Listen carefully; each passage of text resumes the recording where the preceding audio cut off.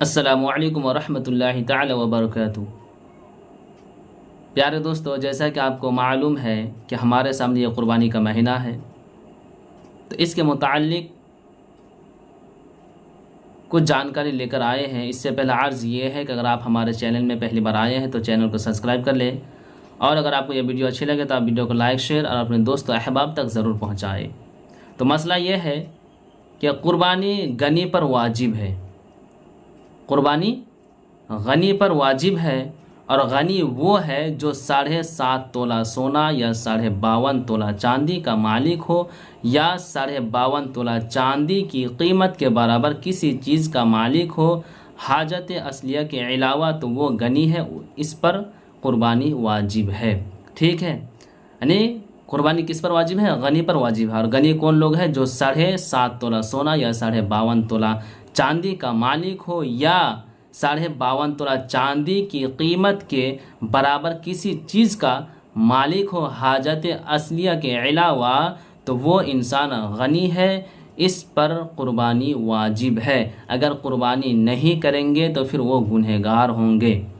और आगे लिखते हैं, और आजकल हमारे यहाँ 52.5 तोला चांदी की कीमत तकरीबन 50,000 रुपये होती है ना। 2024 के मुताबिक अभी 52.5 तोला चांदी की कीमत 50,000 रुपये होती है। तो जो शख्स हाजत असलिया के अलावा इतनी रकम का मालिक हो, उस पर क़ुरबानी वाजिब है।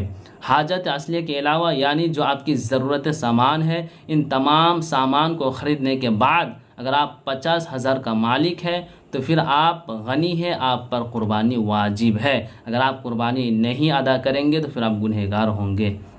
उसके बाद मसला ये है कि घर में जितने लोग साहिब निसाब हो, उन सब पर ज़रूरी है कि सब लोग अपनी अपनी तरफ से क़ुरबानी करें। सिर्फ़ एक शख्स की तरफ से क़ुरबानी कर देना सब के लिए काफ़ी नहीं है। यानी एक घर में 10 भाई है या 5 भाई है, और सब भाई मालिक निसाब है, मगर सब मिल कर रहते हैं, और बाप ने सिर्फ क़ुरबानी कर दिया, तो फिर ये नहीं है कि 10 भाइयों की ज़िम्मेदारी पर जो क़ुरबानी थी वो अदा हो गई, बल्कि ऐसा नहीं है। बल्कि अगर सब भाई मालिक निसाब है, यानी हाजत असलिया के अलावा 50,000 के 10 भाई अगर मालिक है, इनके पास 50,000 है, उनके पास 50,000 है, यानी अलग अलग 50-50 हज़ार के अगर वो मालिक है, तो तमाम 10 भाई पर क़ुरबानी वाजिब है। सिर्फ बाप के क़ुरबानी देने से 10 भाइयों की क़ुरबानी अदा नहीं होगी, बल्कि सबको एक एक क़ुरबानी देना वाजिब है। अगर अदा नहीं करेंगे, क़ुरबानी नहीं देंगे, तो 10 भाई गुनहगार होंगे। ठीक है, उसके ज़िम्मा से क़ुरबानी साक़ित नहीं होगी।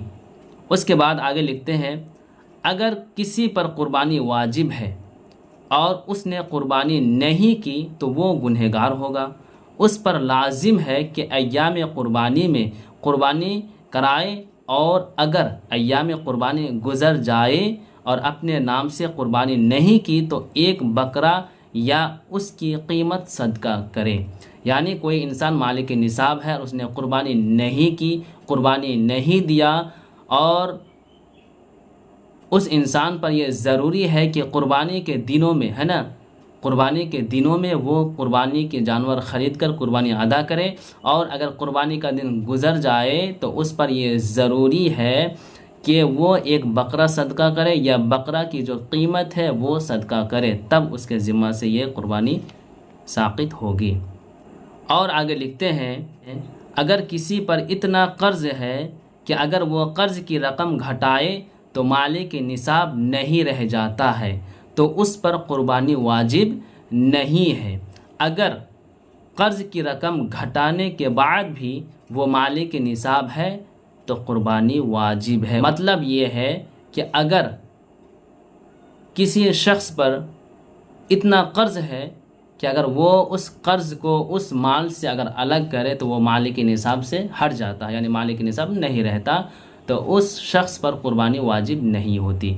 और अगर कर्ज़ का माल घटाने के बाद भी वो इंसान मालिक निसाब है तो उस इंसान पर क़ुरबानी वाजिब है। मिसाल के तौर पर आपके पास 80,000 रुपये है और आपको देना है 45,000 किसी को जो आपका कर्ज़ है किसी पर, तो आप उस 80,000 में 45,000 को अगर निकाल देंगे तो आपके पास बचता है 35,000 रुपया। और अभी के दौर में 52.5 तोला चांदी की कीमत लगभग 50,000 तक पहुंच जाता है। तो फिर आप मालिक निसाब नहीं रहे तो फिर आप पर कुर्बानी वाजिब नहीं है। और अगर आप के पास 80,000 रुपये है और आपको किसी को देना है सिर्फ 20,000 रुपये, तो 80,000 में अगर हम 20,000 निकाल देंगे तो हमारे पास बचता है 60,000 रुपये। तो 60,000 ये मालिक निसाब तक है ना, 50,000 लगभग मालिक निसाब तक है, तो आपके पास बचा कितना, 60,000 रुपये। तो आप मालिक निसाब है, आप पर कुर्बानी वाजिब है। अगर आप कुर्बानी अदा नहीं करेंगे तो फिर आप गुनहगार होंगे। उसके बाद आगे लिखते हैं, कुर्बानी के जानवर को ऐब से खाली होना चाहिए, है ना, और थोड़ा सा ऐब हो तो कुर्बानी हो जाएगी। यानी कुर्बानी के जानवर ऐब से खाली होना चाहिए। अगर कोई ऐब है छोटा सा, है ना, ज़र्रा सा, तो कुर्बानी हो जाएगी, इसमें कोई हर्ज नहीं है। और ज़्यादा ऐब हो तो कुर्बानी नहीं होगी। अगर ज़्यादा ऐब हो तो कुर्बानी नहीं होगी।